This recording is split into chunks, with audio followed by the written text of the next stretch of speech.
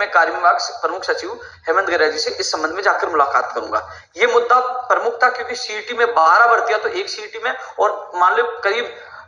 दर्जन भर से ज्यादा भर्तियां हैं दोनों सीईटी में। यदि ये मापदंड तय नहीं हो पाएगा,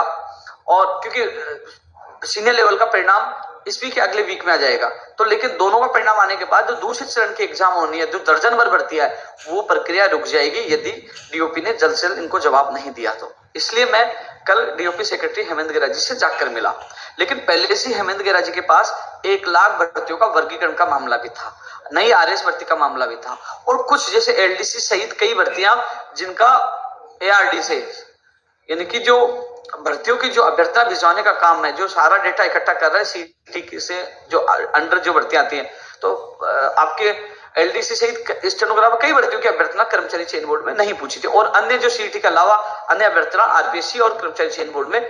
नहीं पूछी थी। तो इसलिए ये एक तो मैंने मांग रखी कि आरएस भर्ती की, कि नई आरएस भर्ती की अभ्यर्थना आरपीएससी भिजवाई जाए। एक जो अभ्यर्थनाएं नहीं पूछी उनको तत्काल भिजवाने के लिए निर्देश दिया जाए, और 1 लाख भर्तियों का वर्गीकरण किया जाए एक कर्मचारी चयन बोर्ड के द्वारा, जो उन्होंने जो आपसे मांगा है निर्देश, वो निर्देश दिया जाए। हालांकि मैंने उनके सामने रखा कि जो रीट में जिस पर क्राइटेरिया है उस तरीका क्राइटेरिया रखने की कोशिश की जाए, 50%, 40% मैंने बात रखी, लेकिन उन्होंने असहमति जताई है, लेकिन उन्होंने लास्ट में कहा पुनः विचार करेंगे। लेकिन एक चीज उन्होंने ये कहा है कि वो जल्द ही इस संबंध में जो कर्मचारी चयन बोर्ड ने लेटर लिखा वो जल्द ही